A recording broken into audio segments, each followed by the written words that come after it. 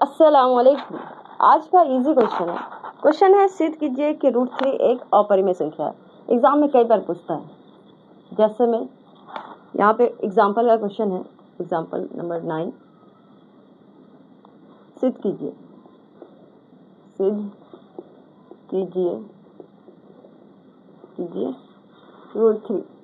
√3 एक अपरिमेय संख्या है।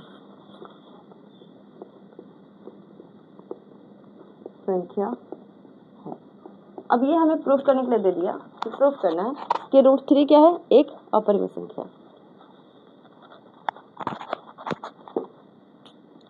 एक चीज हमेशा याद रखें, जो पैटर्न पे √3 बनेगा उसी पैटर्न पे √2 बनेगा, उसी पैटर्न पे √5 बनेगा। किसी का अलग अलग पैटर्न नहीं होता।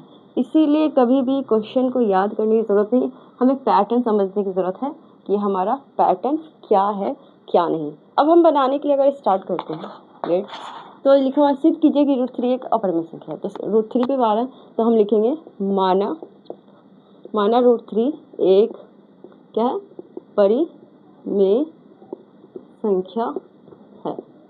अब जैसे हम √3 एक परिमेय संख्या मान लेते हैं तो हमें जो प्रोसेस है, जो मैंने पहले बोल दिया, √2 का, √3 का, √5 का सबका सेम पैटर्न है। इस क्वेश्चन में 2 ही पैटर्न बताऊंगी और बहुत इजी बताऊंगी।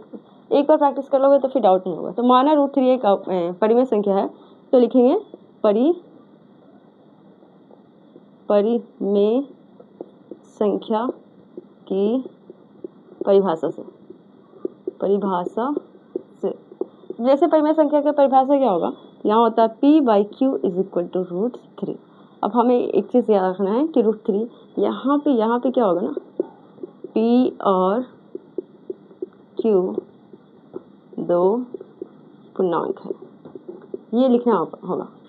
p और q क्या है, दो पूर्णांक है। q ≠ 0, कभी भी q हमारा ≠ 0 होगा। और आगे जो बनाएंगे प्रोसेस इजी होगा लेकिन थोड़ा सा लेंदी होगा, इसलिए हम बोर्ड को 2 भाग में डिवाइड करेंगे। अब हमारा ये p/q = √3 है, राइट। तो हम p को यहीं रहने देंगे और ये √3 किससे चला जाएगा, q से के साथ मल्टीप्लाई हो जाएगा, मतलब q आ जाएगा √3 के पास। अब हम यहाँ पे देख रहे हैं कुछ समझ में नहीं आ रहा, तो हम दोनों साइड क्या करेंगे, स्क्वायर करेंगे। जैसे हम स्क्वायर करेंगे तो यहाँ हमारा p का स्क्वायर हो जाएगा, यहाँ पे हमारा √3 और q का स्क्वायर हो जाएगा। आप चाहे तो लिख भी सकते हैं कि √2 का स्क्वायर किया, नहीं चाहे तो नहीं लिख सकते, ये आप पे डिपेंड करता है।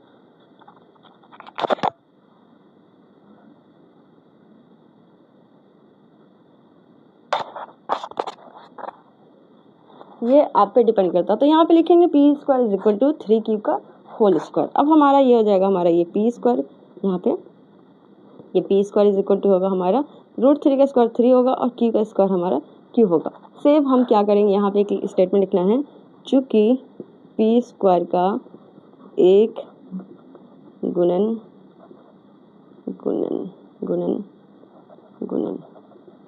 गुणनखंड चूंकि p² का एक गुणनखंड 3 है, इसीलिए p का एक गुणनखंड यहाँ पे 3 होगा। बस यहाँ ऊपर वाले में है और नीचे वाले में होगा, एक स्टेटमेंट थोड़ा सा चेंज होगा, ठीक है। अब हमें दूसरा क्या करना है, यहाँ पे p = 3q है, यहाँ पे हम p ले लेंगे 3m, ठीक है। अब हम यहाँ पे भी स्क्वायर करेंगे, p का स्क्वायर 3m का स्क्वायर, ठीक है, 3m का स्क्वायर करेंगे तो ये हमारा p² आ जाएगा, और ये 3m का स्क्वायर मतलब 9m² आ जाएगा। यहाँ पे ये जो स्टेटमेंट है ये दोबारा लिखा गया, यहाँ भी लिखेंगे, चूंकि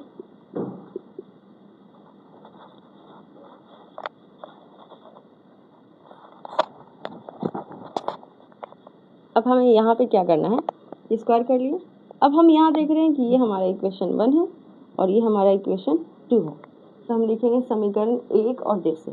तो समीकरण 1 एंड समीकरण 2 से।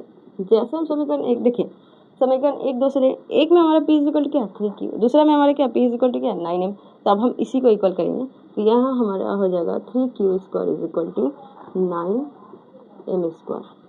ये इससे कैंसिल हो जाएगा, ठीक है, 3 आ जाएगा। तो q² = हमारा आएगा 3m²। तो अब यहाँ पे लिखेंगे चूंकि q² का एक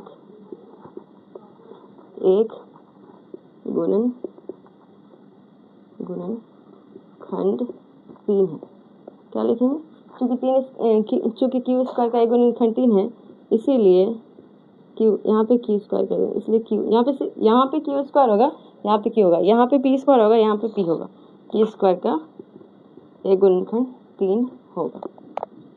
ठीक है, यहाँ पे लास्ट में हमें लिखना है एक स्टेटमेंट कि अतः हमारी मान्यता गलत है, इसलिए या ऐसे भी लिख सकते हैं,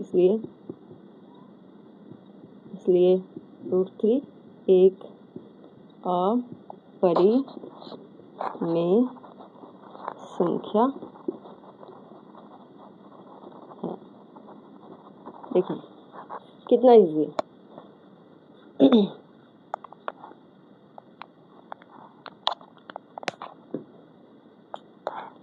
एक बार हम लोग फिर से समझते हैं क्वेश्चन को। क्वेश्चन है सिद्ध कीजिए कि √3 एक क्या अपरिमेय संख्या, सिद्ध करना, हमें प्रूफ करना है। तो माना √3 एक क्या, पहला लिखेंगे परिमेय संख्या। यहाँ पे अगर √2 होगा तो हम √2 डालेंगे, √3 होगा तो √3 डालेंगे, दूसरा डालेंगे परिमेय संख्या की परिभाषा से, जो परिमेय संख्या का डेफिनेशन होता है उससे हमारा क्या होगा कि p/q = √3। यहाँ p और q दो पूर्णांक है, ये फिक्स लाइन है। अब हमारा यहाँ पे p = ये p/q है, यहाँ पे √3 है, तो ये q को यहाँ पे मल्टीप्लाई हो जाएगा, तो हमारा यहाँ पे होगा p = √3q और यहाँ पे हमारा p का स्क्वायर करेंगे। यहाँ पे आप चाहे तो लिख भी सकते हैं, हमारे पास स्पेस कम है तो मैंने नहीं लिखा, आप चाहे तो लिख सकते हैं, मर्जी हो तो नहीं लिख सकते। अब हमारे यहाँ पे स्क्वायर किया तो ये p का स्क्वायर हो गया, ये 3q का स्क्वायर हो गया। अब हम यहाँ पे फिर एक स्टेटमेंट लिखेंगे, चूंकि p स्क्वायर का एक गुणनखंड क्या है, 3 है, इसीलिए p का एक गुणनखंड क्या होगा, 3 होगा। और ये स्टेटमेंट सेट हो रहा है, ये यहाँ भी स्टेटमेंट है, ये स्टेटमेंट है, ये यहाँ भी स्टेटमेंट है, इसलिए कभी भी कोई चीज़ बड़े नहीं लेना। नेक्स्ट है, अब हम यहाँ पे जैसे ये p को प्रूफ किया तो यहाँ पे p = मेरे एक लाइन लेना है 3m, तो यहाँ पे p स्क्वायर का स्क्वायर किया तो यहाँ पे p स्क्वायर = 9m, और ये इक्वेशन 1 हो गया, ये इक्वेशन 2 हो गया। अब हम जानते हैं दोनों, अगर यहाँ पे p है इधर भी p है तो ये दोनों आपस में बराबर हो जाएगा। तो समीकरण 1 और 2 से किया 3q² = 9m² हो गया, तो q = 3m², q क्या हो गया हमारा 3m²। तो यहाँ पे सेम स्टेटमेंट होगा, q स्क्वायर का एक गुणनखंड 3 है, जैसे यहाँ पे लिखा था ना p स्क्वायर का एक गुणनखंड 3 है, वैसे ही यहाँ पे लिखाएगा q स्क्वायर का एक गुणनखंड 3 है, इसलिए q का एक गुणनखंड क्या होगा, 3 होगा। अतः हमारी मान्यता गलत हो गई, इसलिए ये √3 क्या है, अपरिमेय संख्या। इस तरह से इजी वे में प्रूफ हो जाएगा। कोशिश कीजिए कि क्वेश्चन को रिवीजन करने का, समझने का, और भी अगर कुछ डाउट रहे तो आप कमेंट कर सकते हैं, इंशाल्लाह आपके डाउट को क्लियर किया जाएगा। क्वेश्चन बहुत इजी है, समझने की बस कोशिश करना है। अस्सलाम वालेकुम। अगर 1.3 में अगर इतना इजी क्वेश्चन पूछे और बच्चा बना के नहीं आया ना तो बहुत अफसोस लगता है। क्वेश्चन है एग्जांपल का एनसीईआरटी का, दर्शाइए कि 5 - √3 क्या है, एक अपरिमेय संख्या। हमें एग्जांपल नंबर 10 लेते हैं। क्वेश्चन है दर्शाइए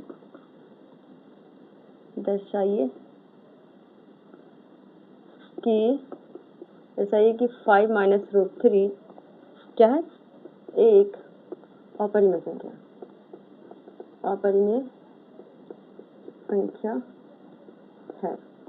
अब हमें ये चीज प्रूफ करना है।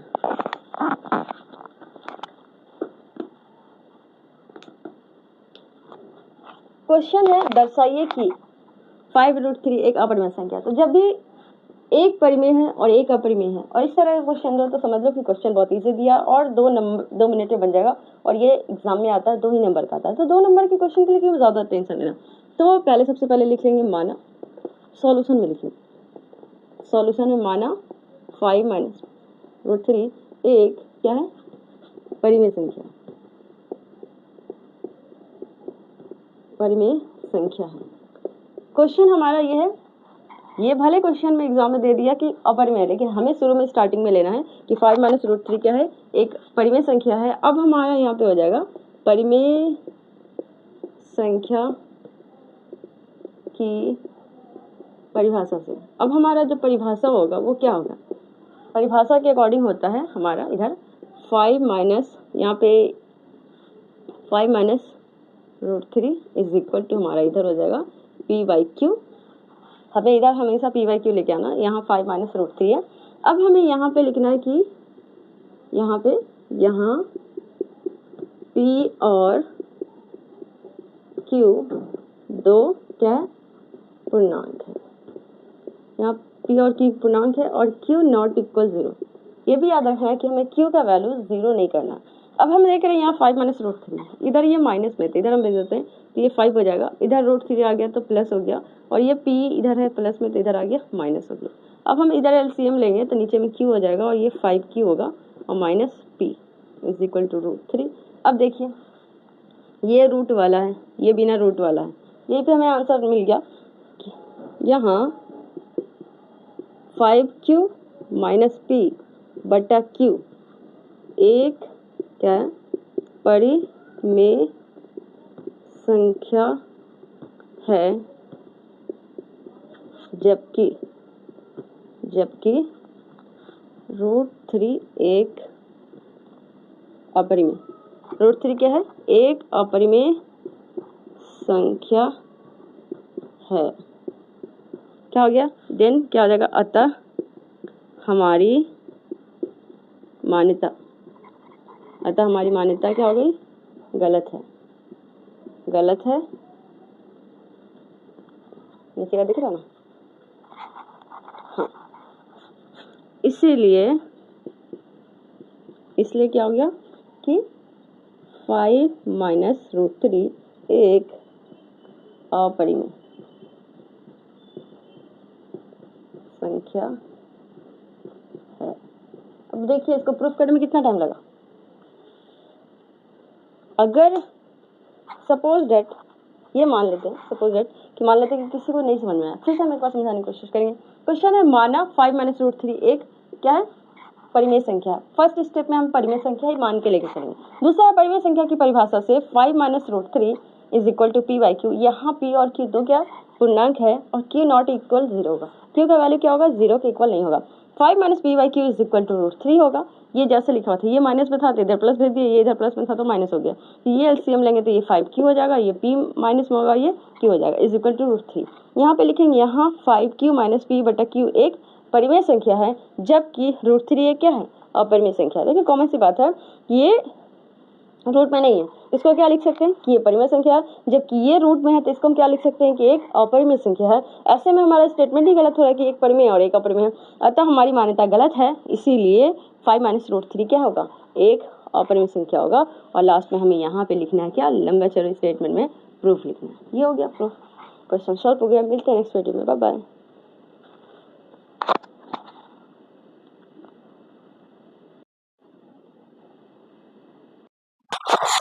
अस्सलामुअलैकुम।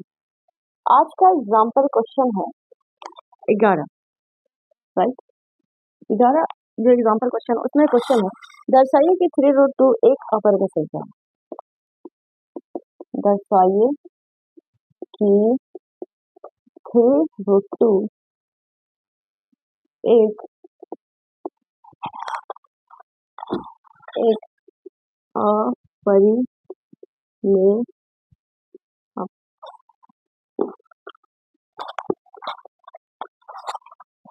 क्वेश्चन है कि दर्शाइए कि 3 रूट 2 एक क्या है, अपरिमेय संख्या है। तो हमें इसमें दो डेटा मिला, एक मिला 3 और एक मिला रूट 2, मतलब एक परिमेय संख्या दूसरा अपरिमेय संख्या। तो ऐसे क्वेश्चन को प्रूव करना बहुत इजी है।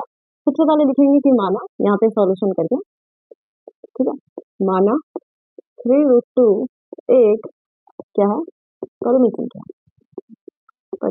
संख्या है।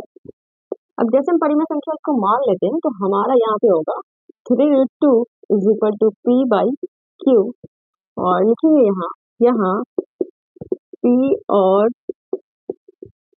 q दो पूर्णांक है। ये लाइन ना फिक्स है, ठीक है। एक चीज और याद रखना है कि हमें क्या करना है, q नॉट इक्वल 0, q का वैल्यू कभी भी 0 नहीं होता। रीजन क्या है, अंश और हर में हर किसी को पता है कि कभी भी ऊपर वाले को अंश बोलते, नीचे वाले को हर बोलते, कभी भी हर में 0 नहीं होता। तो यहाँ पे हमारा q नॉट इक्वल 0 हो जाएगा। अब हम देख रहे हैं यहाँ पे 3 root 2 is equal to P by Q है। अब हम क्या कर सकते हैं, ये यहाँ पे मल्टीप्लाई में 3 तो ये बटा में आ सकता है। यहाँ पे सिर्फ रूट 2 इज इक्वल टू हो सकता है हमारा p बटा, ये ऊपर में है तो ये नीचे आ जाएगा 3q। अब ये रूट 2 है और ये p बटा 3q है। इतना तो सबको समझ में आ रहा होगा कि जो 3 है ना, 3 है जो 3 है वो परिमेय संख्या, जबकि रूट 2 क्या एक अपरिमेय संख्या है। तो यहाँ पे हमको एक स्टेटमेंट चिपकाना है, यहाँ p बटा 3q एक परिमेय संख्या है। क्या लिखना होगा? परिमेय संख्या, जबकि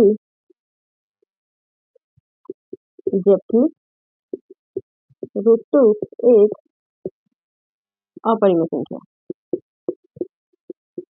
अपरिमेय संख्या है। अब जैसे एक हमारा क्या हो गया? परिमेय हो गया और दूसरा हमारा अपरिमेय हो गया। अब यहाँ पे हमारी मान्यता क्या हो जाएगी? गलत हो जाएगी। तो यहाँ पे हम लिखेंगे अतः हमारी मान्यता गलत है, गलत है। इसलिए क्या हो जाएगा हमारा? 3√2 एक अपरिमेय संख्या है। अब इसको क्या कर सकते हैं? फाइनलाइज कर सकते हैं। फाइनल में हम लास्ट में क्या लिख देंगे? प्रूफ। ये हमारा प्रूफ हो गया, ठीक है, कि ये हमारा क्या है? अपरिमेय संख्या। अब इसको हमको एक चीज और याद रखना है कि हम जब भी कोई क्वेश्चन बनाए तो हमें याद होना चाहिए, या फिर हम उसको मिस्टेक ना करें, या फिर हम दोबारा सोचते हैं। सबसे पहले क्वेश्चन में दिया हुआ एग्जाम्पल का क्वेश्चन है, दर्शाइए कि 3√2 एक क्या है? अपरिमेय संख्या। हमें प्रूफ करना है कि क्या है? अपरिमेय संख्या है। तो हम यहाँ पे लिखेंगे माना 3√2 एक परिमेय संख्या। यहाँ पे अपरिमेय है, लेकिन हमें यहाँ पे क्या मानना है? परिमेय संख्या मानना है। फिर 3/2 इज इक्वल टू क्या लिखेंगे? p/q। यहाँ p और q दो क्या है? पूर्णांक है। ये लाइन फिक्स है, यहाँ पे जो डेटा रहेगा चेंज होगा, ये लाइन फिक्स है। अब यहाँ पे ये एक दूसरे के साथ गुना में है, तो गुना में है तो ये कहाँ चला गया? भागा में चला गया, मतलब बटा में चला गया। तो √2 इज इक्वल टू p/3q हो गया। अब हम ये स्टेटमेंट लिखेंगे, जब भी कोई दो संख्या होगा, ये परिमेय है और ये अपरिमेय संख्या है, तो उसके लिए ये भी लाइन क्या होगा? फिक्स होगा। हर क्वेश्चन में आएगा, बस शर्त ये है कि उसमें क्या हो कि एक संख्या परिमेय हो और दूसरा संख्या अपरिमेय है। तो यहाँ लिखेंगे, यहाँ p/3q एक परिमेय संख्या है, जबकि √2 क्या है? एक अपरिमेय संख्या है। अतः हमारी मान्यता क्या हो गई? गलत हो गई। इसलिए 3√2 क्या होगा? एक अपरिमेय संख्या होगा। कितना इजी क्वेश्चन। क्वेश्चन समझ में आया होगा तो वीडियो को लाइक कीजिए, चैनल को सब्सक्राइब कीजिए। मिलते हैं नेक्स्ट वीडियो में। Bye bye.